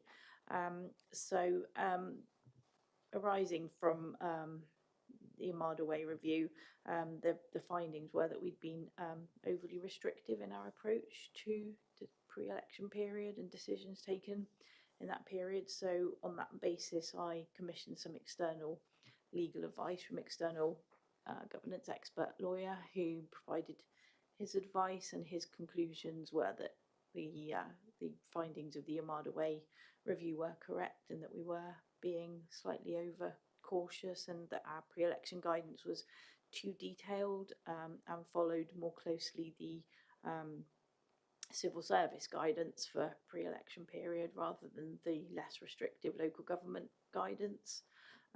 So I think it's probably useful to note that restrictions on publicity are in place the whole time for local authorities, not just during the pre-election period, but the pre-election period is a period of heightened sensitivity, so we have to be even more careful during that time. So there are a number of key findings which are listed in your briefing report. I won't go through them all again, if I'm assuming you've read them, but just to kind of outline that decisions themselves during the pre-election period are not in themselves unlawful and are permitted. It's just about not seeming to promote a political party or a political candidate. So there's just some care to be taken over controversial issues. As a consequence, we were advised to produce a much shorter and clearer pre-election guidance document, which is annexed to your pack, emphasising that business as usual decisions can be taken during the pre-election period, and only limiting those decisions that are controversial and unnecessary. This guidance follows the LGA model, and that then we kind of make sure that we don't include member quotes in publicity during that period, and that we provide some communications to members explaining the limitations, and just kind of reframe the internal tests to make sure that we're basically not overthinking it, and kind of, it becomes quite obvious what we can and can't do. So today is for you to have a look at that draft pre-election guidance that I've provided you with, and to provide your comments and to ask me any questions. Thank you. Thanks, Chair. Any questions on the floor? Councillor Rains. Thank you for that update on on the changes as a result of legal advice. Having sat in Parliament and on local authorities, it is quite a different setup. When the House rises for an election, that's it. Yeah, and the civil service sort of take over with a little bit of ministerial business. Whereas here, we're still sitting potentially on committees of different sorts throughout the campaign. So that change is welcome. Can I just draw attention to the fact that in the section that says rooms available for use, the Guildhall is still listed. So for the upcoming election for other people, perhaps that ought to be taken off. Thank you. Yeah, just a quick one. Just say, at last some common sense, because you always get prior to an election, or you can't do this, you can't do this, can't do this. So it's nice to have some clear and concise guidelines to actually work with and move forward with. Because at the end of the day, we're still councillors, the council's still got to run, and there will still be an exchange of information either way. And it would be horrible to think that during a pre-election period that the councillors play no part whatsoever, and it becomes a domain of officers and officers alone. So I take on board that, like I said, the common sense and the less restrictive but clear and concise guidelines is a way forward. And I thank you for that, for looking at that. Councillor Benny. Thank you. So it felt fine to read as a lay person looking in, and it felt reasonable. I think the essence is in trying it out and testing it, and I think there's also something about colleagues, officers in the council who will probably have been used to a set of rules. They'll now have a new set of rules. So also being kind to them when they may be erring on the side of caution, because you can bet your bottom dollar, as I would be as an officer previously in the NHS, we wanted to do the right thing and not trip people up and not forfeit things for people. So there may well be the odd little rub with this as it's implemented, because people will be going, oh, hang on a minute, it used to be like this and now it's like that. And they'll be trying to sort of sort themselves out in terms of their ability to do various different things to help and support. But I think it's normally from the basis of wanting to do the right thing and not trip up. So I think we should acknowledge that and acknowledge that in the training. And I think councillors should be aware, because I don't think there'll be any deliberate blocking or difficulty, but it will make people stop and think. But like I say, it felt okay to read. So thank you. Just to say, taking on board what you've just said, is it fair to say it would be incumbent on officers, if they have any problems with interpretation, to go to Liz and make that absolutely clear? So rather than taking direct action straight away, if they have a doubt over a certain part of the policy, to make contact with Liz straight away. I should imagine part of the training, Liz, would include. Yeah, so obviously in the guidance it does point them to me, but we will do an internal release for staff to give them the new guidance and explain it. But I'm also doing a training session next week for the extended leadership team. So I'll be presenting to them next week so that they can then cascade to their staff. But as you say, anyone can email me at any time and I'll give advice. And indeed I have been doing, I get about 5 or 6 inquiries a day at the moment. So yeah. Yeah, so basically a two-way street. So if anybody is prospective councillors or councillors are worried about an action, you're happy to take that on board as well. Yeah, and sorry, Chair, I will be sending out an additional bit of communication to members as well, just giving them the new guidance and making sure they're aware of that. Thank you. Councillor Cudley. Thanks, Chair. Liz, looking at the proposed guidance, the passage on page 2 under staff must not produce publicity on matters that are public, politically controversial, etc., etc. I find all those bullet points really, really clear, and I can see the purpose behind all of them. The key principles strike me as more ambiguous, more capable of misinterpretation, and I'm wondering whether they're even necessary. I think you do need to outline the key principles. This is based on this is the guidance that the LGA provide to us on how we should frame our guide to the pre-election period, and there does need to be some kind of basic outline, and then if there is any kind of decision to be taken on whether something is applicable or not, that is a legal decision for the monitoring officer to take. So I think staff do need to have a set of principles to follow and to know when and where to seek guidance. So there does need to be something, I would suggest. So if my point taking that is kind of the context, isn't it, of why do you have to have the rules and whatever. So I think you've hit the nail on the head by saying that the staff must not. That's the key part that needs to come out of the training, isn't it? So that we all know what we're prohibited from doing. And I think the other bit is just about what is a pre-election and why we're doing it and why do you have to have some rules in place. So I think the key bit is, as you said, those bullet points, and if we adhere to those, we'll be safe.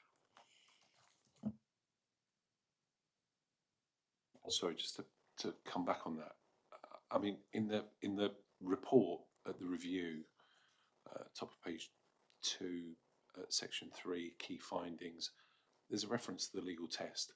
Councils must not publish material that appears designed to influence public support for a political party. I mean, I think that does that apply to the PERDA period, or is that generally? That's generally, but it's particularly so in the period before the election, the pre-election period, known as the period of heightened sensitivity. So we have to be extremely cautious. And it's about using public resources, public funding to support political groups, which is strictly prohibited for local authorities. So that's the kind of legal framework. There is a legal framework for it for us generally. But I just wonder whether, so looking back at these key principles, where it says the second bullet point, generally the council should not publish any material. I would have thought it's a much more black and white issue than that. During PERDA, the council shouldn't, right? No, the council shouldn't at any time, but yeah. But, so I wonder why generally's in there. And then continuing on that bullet point, the council should generally not issue any publicity that seeks to influence voters. That implies that there might be circumstances where it's okay. And so that it's the content of those key principles that leave me wondering, well, if I were a council staff member and I'm consulting this, in a couple of weeks before polling day, I can see very clearly what I mustn't do, but actually those key principles might just cause more confusion. I realise they're trying to be a solution, but I'm just concerned that they're providing a bit more confusion than is designed. So do we just take that? Sorry, do we just remove generally? We can remove generally. I think we just need to be careful that there might be circumstances where we do need to. So this is probably designed to get us to ask a question, isn't it? Yes. This is designed, these principles are here to go, this really shouldn't be happening, but there might be something that is triggered and you may have to take a decision across the council which is counter to what generally shouldn't be happening. Yeah. So this is encompassing. You shouldn't be doing this, but you don't know when there may be an issue, so we're flagging it. That's when you ask the question. Yeah. And I'd much rather the question be asked than. Yeah, I think that's a purely rational question. Again, considering world events, it may be something that a cabinet member needs to speak out on, which people could deem it to be political, but is a requirement of that post to take something into the public domain. So there has to be protections either way. Yeah, I think you're right. If a cabinet member has to speak out because there has to be a mass evacuation or, some unexpected, probably, event, then generally is the way out, in a sense, using. That's exactly right. Yeah. So again, I suppose to come back to what I said in the beginning about a common sense approach, because there has been conflicts prior to elections previously about the use of council resources, whether it be the council chamber, whatever. At least this sort of gives a very clear. just building on that, I suspect the important thing will be if something arises from this, that the decision making is clear and that is well documented, isn't it? So that if there is an alternative to the generally this doesn't happen, but in this case it's got to happen for a reason, because I understand what you say here, it leaves it open. Actually, then we need to make sure it's well documented so that there's a very clear trail on the decision based on the fact it's counter to the paragraph it's referring to. Would that be, that's where we need to close this, isn't it? To make sure that we honour what's set out in here. Yeah. Yeah. Is there a recommendation there? Do you feel that something needs to be added or taken away?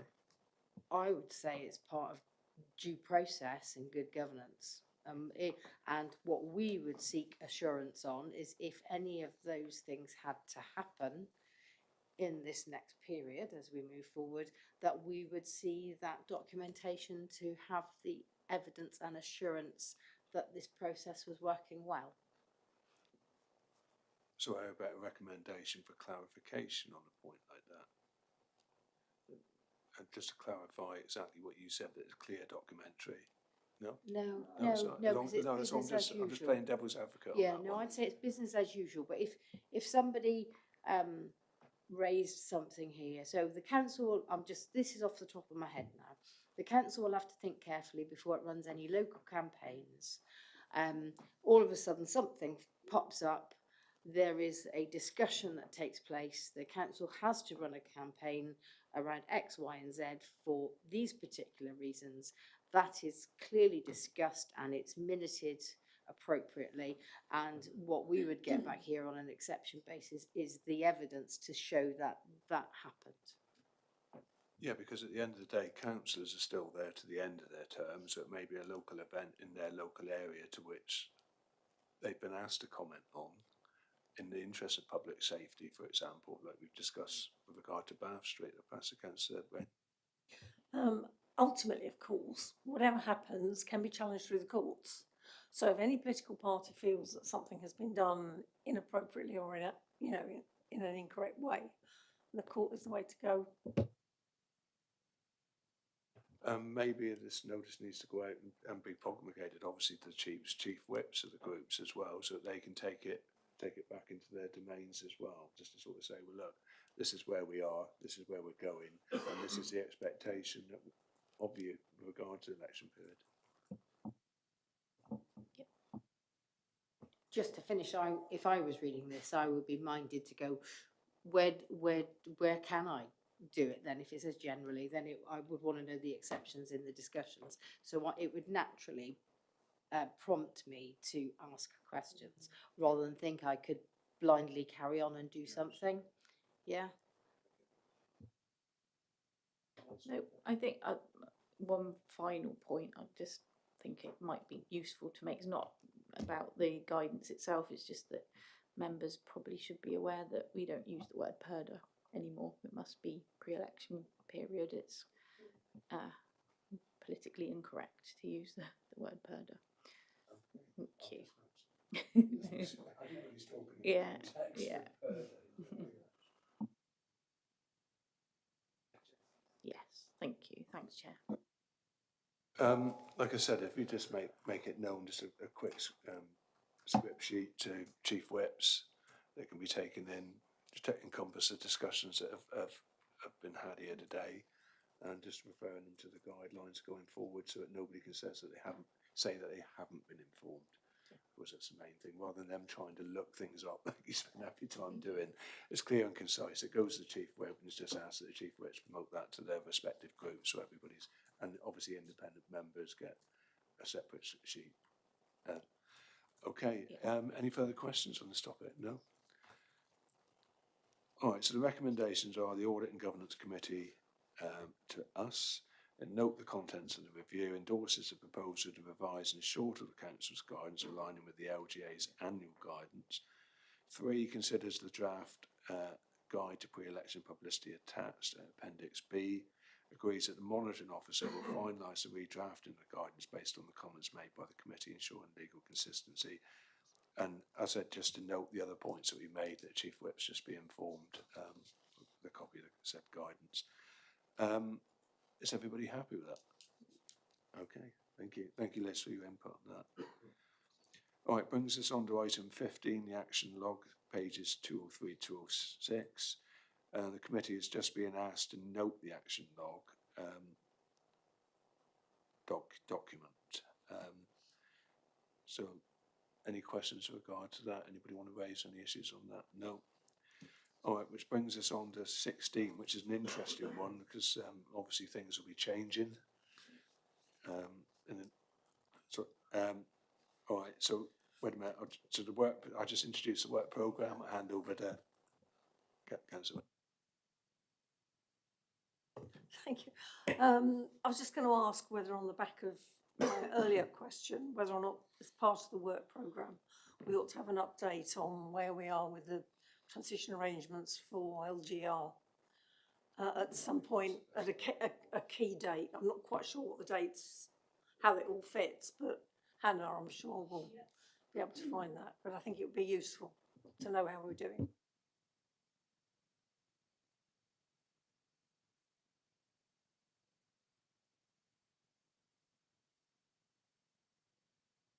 In agreement with that? Everybody in agreement and happy? So I got a parrot in. He keeps on coming back for more. So I think that neatly brings us to the end. Needless to say, I suppose the most important thing with scrutiny is that everybody has a say. We may agree to disagree, but we are here as a scrutiny committee to challenge the executive. And I think that's been done really well and in a professional manner through the last 12 months. Obviously, we don't know what's ahead. And needless to say, from a chair's perspective, to sort of say, I wish you all the best as well. And thank you for your participation in this committee and the suggestions and the work you put in as well. So also, just to say a big thank you, because obviously the officers know they're going to be here on May the 8th. Yeah, they'll be picking up their paycheck still. Thank you for all the work that you all put in, and especially with the presentations. You know, some of the pages, 150, 200 pages long. Yeah, you caused us a bit of grief along the way, so I hope we haven't been too hard on you in return. But like I said, thank you to you all, and I wish you all the best for the future going forward, and obviously the best interests of this council that we're all here to represent. Take care. Thank you. And I'll close the meeting.